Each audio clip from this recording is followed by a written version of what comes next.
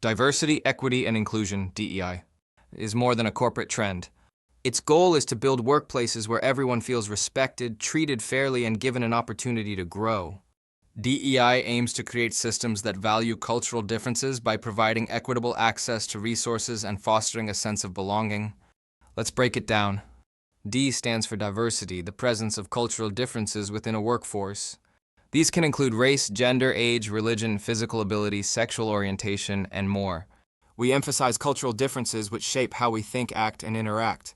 E stands for equity, ensuring that each person has what is needed to succeed. Equity identifies the barriers employees face due to historical or structural disadvantages. I stands for inclusion, the experience of being valued, heard, and empowered within a group. Employees feel valued and supported when there are clear pathways to contribute and advance. Many organizations introduce DEI initiatives like bias training, employee resource groups, diversity-focused recruitment, and mentorship programs. When done well, DEI drives cultural change. But there's a catch. Many organizations treat these as standalone actions, quick fixes to complex problems. That's a mistake. Real transformation happens when DEI is embedded into an organizational change strategy, a long-term systemic effort to shift structures, norms, and behaviors. Otherwise, organizations risk falling into the trap of performative allyship, appearing to support DEI without truly changing the culture. Even the data showing DEI's benefits, like higher profits and innovation, have come under scrutiny. Critics claim some studies lack a strong causal link between DEI and business outcomes. Still, major companies like Microsoft, Deloitte, and Costco continue to invest in DEI not because it's trendy, but because it works.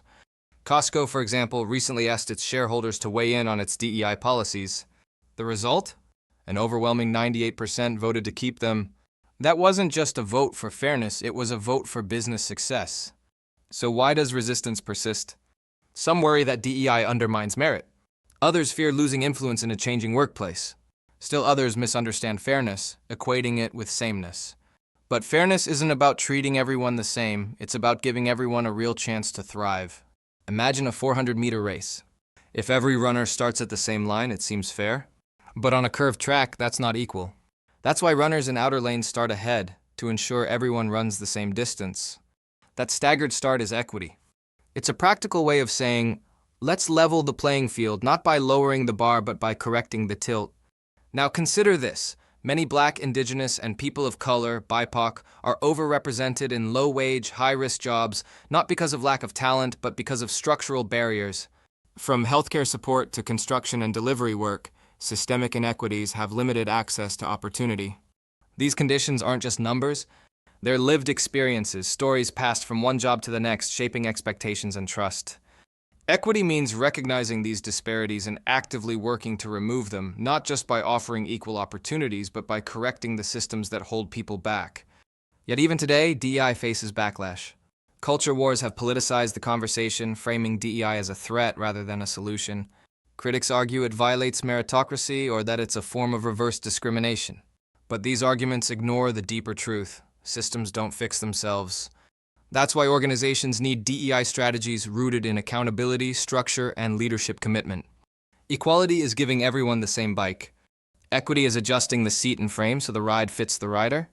If your workplace culture can't support that level of customization, it won't support inclusion. The workforce is changing. Nearly half of workers are women. BIPOC, LGBTQ+, and multilingual individuals make up a growing share of the talent pool. These demographic shifts aren't temporary, they're the new normal. Organizations that understand this and adapt are the ones that will thrive.